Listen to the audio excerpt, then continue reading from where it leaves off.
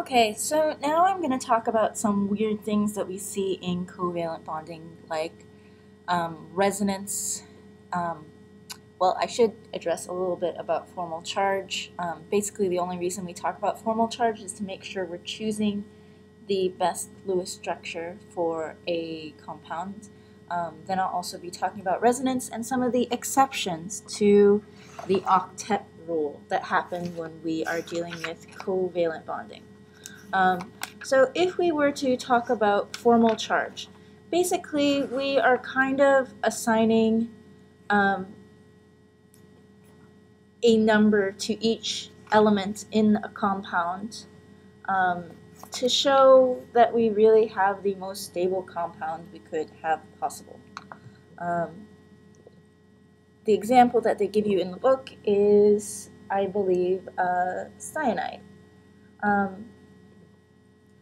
So cyanide has, or never mind, I will give you this. I will give you carbon dioxide instead. So carbon dioxide looks like that. If I were to draw this, and if I were to draw this, if I apply the octet rule, both of these structures do satisfy the octet rule. However, if I were to look at the number of valence electrons that are on each element, and then the number of electrons actually assigned to each element,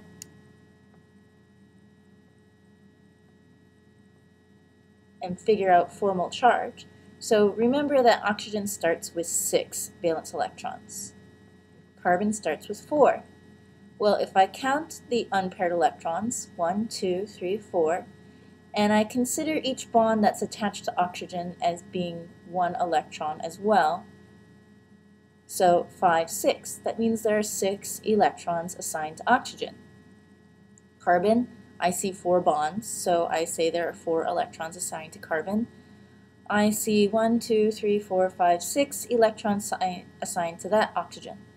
Well, so when I subtract those all out, I see 0, 0, and 0. That's completely neutral. Now, looking at this structure, okay, yes, I'm being really creative, and this will also satisfy the octet rule. But if again I look, oxygen starts with 6 valence electrons, carbon starts with 4.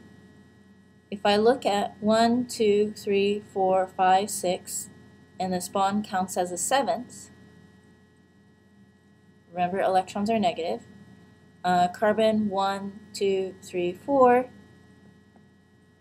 and oxygen 1, 2, 3, 4, 5.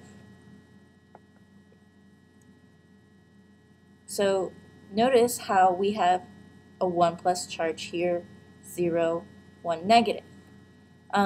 Whenever you're trying to choose between a couple of different Lewis structures, you should always try to choose the one where the charges are distributed as evenly as possible. So in this case, 0, 0, 0 is better than having 1 negative and 1 positive over here. So ultimately, we would have to choose this as being the correct structure for carbon dioxide. Moving on. So resonance. If we were to look at ozone, we know that oxygen has 6 valence electrons. So normally our first assumption is that oxygen will form either 2 single bonds or a double bond. However, ozone is made from 3 oxygens. So 1, 2, 3, 4, 5, 6. 1, 2, 3, 4, 5, 6. 1, 2, 3, 4, 5, 6. I have a total of 18 valence electrons to play with, and I also wanted to obey the octet rule. Well, in order to do this, sometimes I have to have just a single bond somewhere. So eventually the electrons distribute themselves like this. Excuse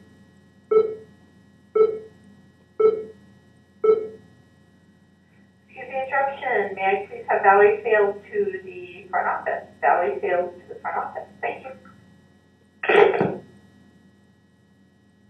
Sorry for the interruption.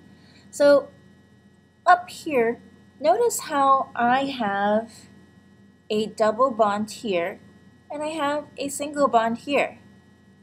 But is there any reason that the double bond couldn't be here instead of here? So if instead this structure could also exist, where I have a double bond here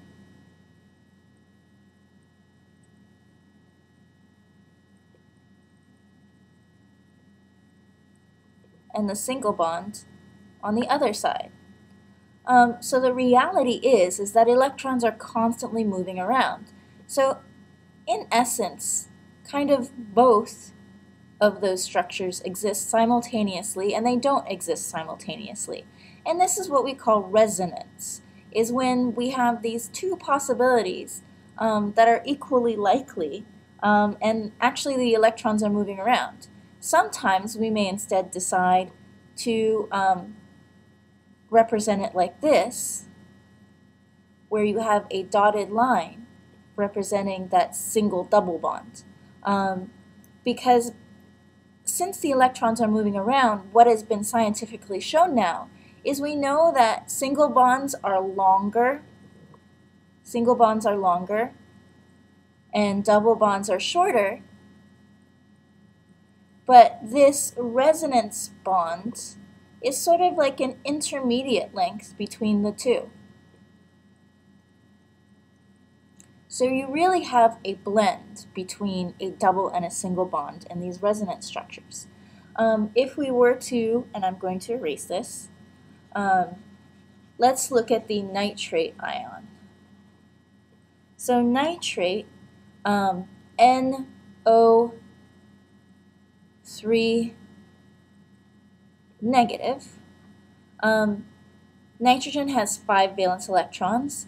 Each of those oxygens have 6 valence electrons, so a total of 18. Because it's a negatively charged ion, that means we have another electron floating around in there to play with. So if we take our nitrogen and we draw out single bonds to every oxygen, and then we have used 6 electrons, so now we have to figure out where to put the remaining 8. So we put 6 here, we're now down to 12, 6 here, we're now down to 6. If I put 6 on this one, then nitrogen is not going to be happy with the octet rule. So I am going to put a double bond here. So that will make sure that nitrogen has its 8 and all the oxygens have their 8. But there's no reason at all that that double bond couldn't be between this oxygen. Or the double bond could be between nitrogen and the oxygen on the left.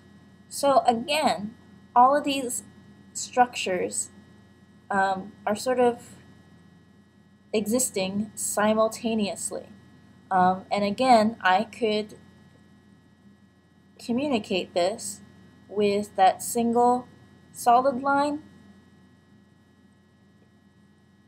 and this double dotted line. But notice how I'm not drawing the extra electrons, non-bonding pairs on the edge of that.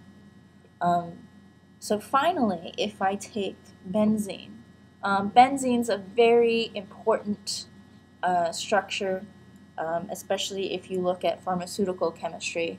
A lot of painkillers will have what we call a benzene ring. So benzene is C6H6. It's actually this hexagonal shape here. As you recall, each corner represents a carbon. and each of those carbons is bound only to one hydrogen. So in order to satisfy the octet rule, that means that every alternating bond has to be a double bond. Well, it's also possible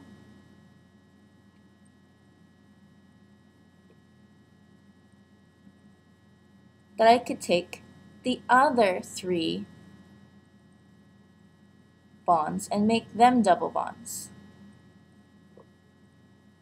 So as I said earlier, electrons really are moving around, and it's not so much that these two are oscillating between the two, as much as the electrons are spending they're distributed in such a way that you've got like this halfway between a single and a double bond. So oftentimes when you see a benzene ring, it's also communicated in this way, with a circle in the center. So if you ever see this structure, you look online and say you look up a drug, let's say you want to look up aspirin, and you see this hexagonal shape with the circle in the middle, it means what you really have is this resonance going on where you're alternating the single and double bonds.